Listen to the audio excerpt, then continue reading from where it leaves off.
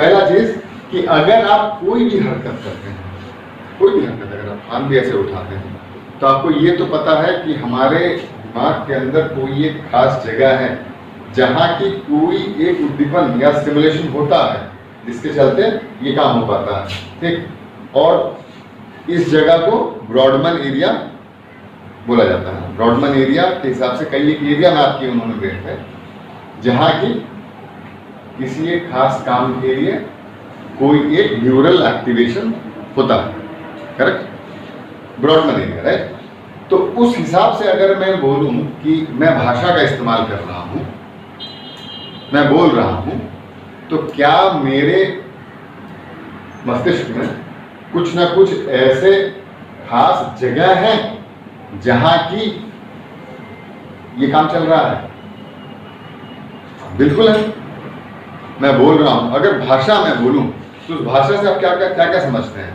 आप समझते होंगे कि जैसे कि अगर मैं बोलूं कि आप तमिल बोल लेते हैं, या अगर मैं बोलूं कि आपको तमिल आता है, तो उससे आप क्या समझते हैं? या आपको मराठी आता है, या आपको उड़िया आता है, तो उससे आप क्या समझते हैं?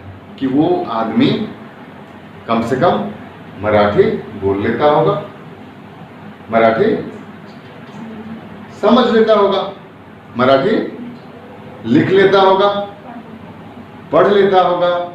या अगर मैं मराठी में एक वाक्य बोलूं तो उसे दोहरा देगा, ठीक है ना? या दो वाक्य बोलूं तो दोहरा देगा। तो किसी भी एक भाषा को जानने के लिए कम से कम ये 4-5 चीज तो होनी चाहिए। तो पहला चीज तो हम ये समझ लें कि इन सारी चीजों के लिए दिमाग के अंदर खास खास जगह है जिन्हें कि ब्रॉडमन्स एरिया बोला जाता है। अगर आप देखें ये मॉडल में अगर दिखाऊं आपको, तो ये रहा हमारा, ये हरे वाले हिस्सा को अगर आप छोड़ दें, ये सेरिबेलम है, इसको अगर छोड़ दें तो ये ब्रेन स्टेम या जो प्रिमिटिव ब्रेन जिसे हम बोलते हैं, इसके ऊपर, अब ये सेरिबेलम लगा दे रहा हूँ, ये ब्रेन स्टेम का हिस्सा नहीं होता। अब इसके ऊपर एक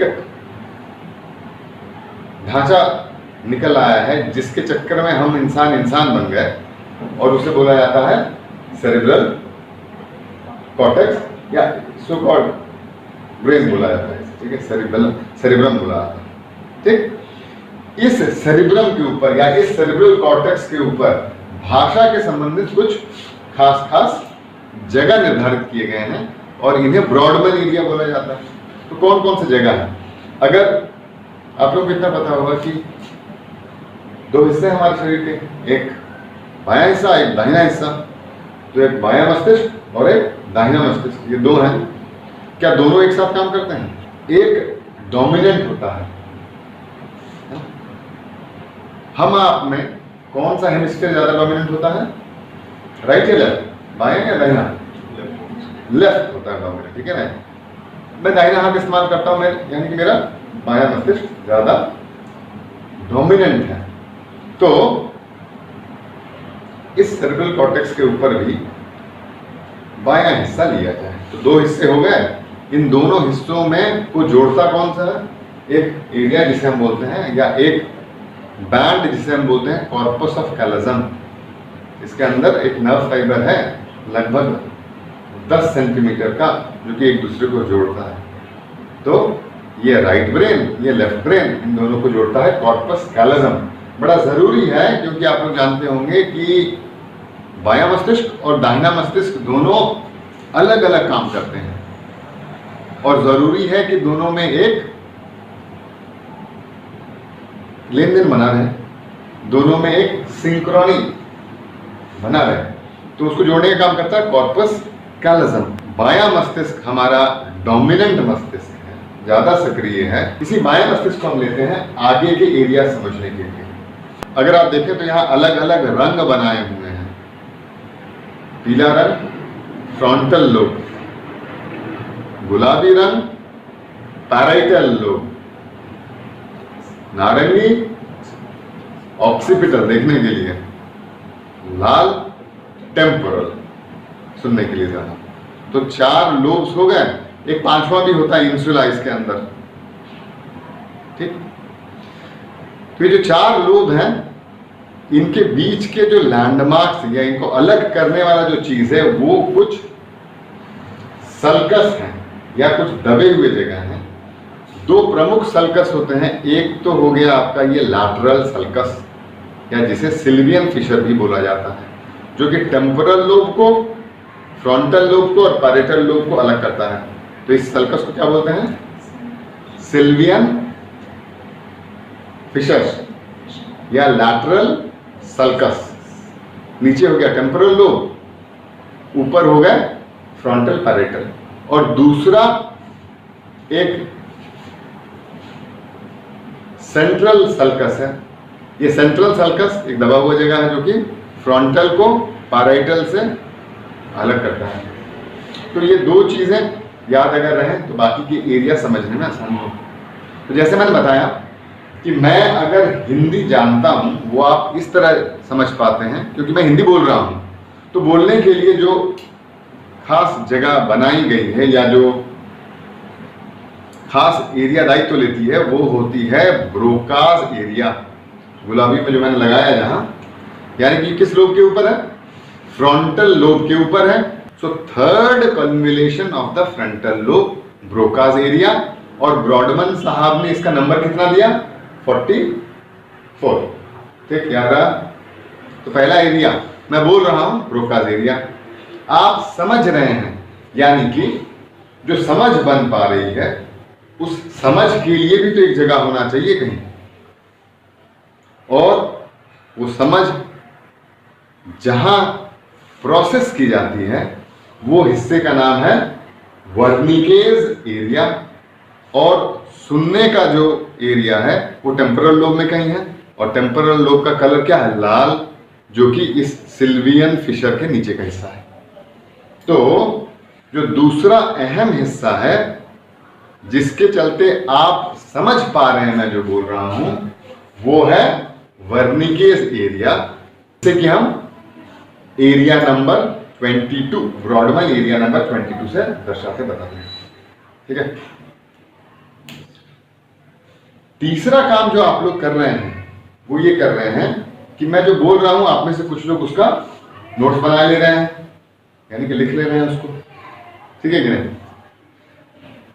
तो लिखने में और जो लिखा हुआ उसको पढ़ने के लिए भी तो एक एरिया होना चाहिए ब्रेन में।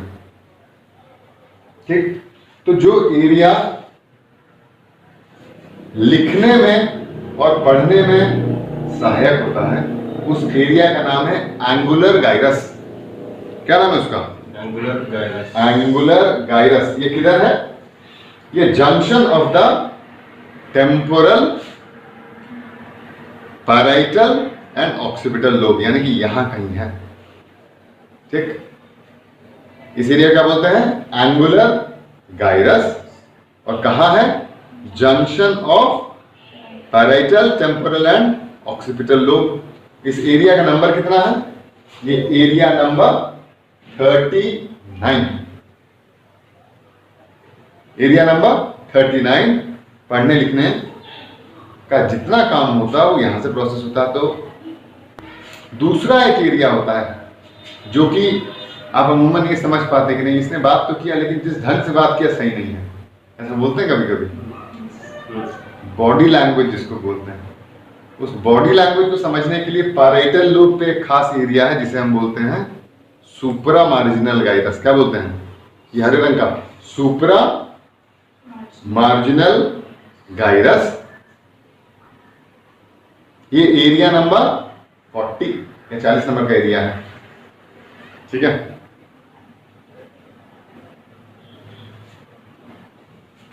मैं अगर मराठी में एक वाक्य बोलूं तो आप में से शायद वो उसको वैसा का रिपीट कर जाए और उससे ये समझ आता है कि उन्हें मराठी आती है। यानी कि मैं अगर रिपीटेशन की बात आती है या दोहराने की बात आती है तो आपको बात सुनना पड़ता है, समझना पड़ता है, फिर अपने मुंह तक जाने वाले तंत्र तक बात पहुंचानी पड़ती है, तब बात बनती जाती है। तो एक कनेक्शन होना चाहिए जहां से सुना जाता है और जहां से बोला जाता है। इन दोनों एरिया के बीच एक कनेक्शन होना चाहिए, तो इस कनेक्शन को बोला जाता है आर्क्वेट फैसिकुलस।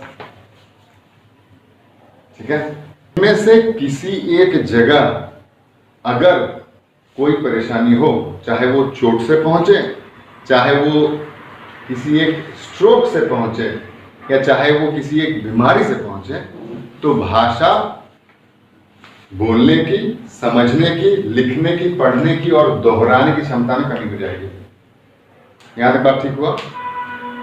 तो अगर सार बात बोली जाए तो क्या हुआ कि हमारे मस्तिष्क का ये सेरिब्रम, नीचे का हिस्सा ब्रेनस्टेम और पीछे हरा सेरिबेलम, सबके अपने अपने काम हैं। जहां तक भाषा की बात आती है तो पूरा मस्तिष्क काम करता है, लेकिन कुछ विशेष जगह जो कि भाषा को बोलने में, समझने में, लिखने में, पढ़ने में और दोहराने में अहम है, वो है टेम्पोरल लोब पे क्या नाम है, Wernicke's area, area number 22। Frontal lobe पे Broca's area, area number 44। Parietal lobe पे क्या नाम है ना, आर्क्वेट फैसिकुलस तो हो गया, ब्रोकास एरिया और वर्निकेस एरिया को जोड़ने वाला हिस्सा। एंगुलर गाइरस जो कि पढ़ने लिखने के इनपुट्स को प्रोसेस करता है। स्पेशल एजुकेटर्स है ना, आप में से कहिए तो आपको जानना जरूरी है कि एंगुलर गाइरस वो जगह है जो कहाँ है, टेम्पोरल, ऑक्सीपिटल, पैराइटल लोब के जंक्शन पे, ये भूरे रंग का, ये रीडिंग राइटिंग प्रोसेस करता है। और बॉडी लैंग्वेज और फोनोलॉजिकल स्किल्स को प्रोसेस करने का एक एरिया है जो हरे रंग से दिखाया गया है, और इसे हम सुप्रा मार्जिनल गाइरस एरिया नंबर 40 बोलते हैं।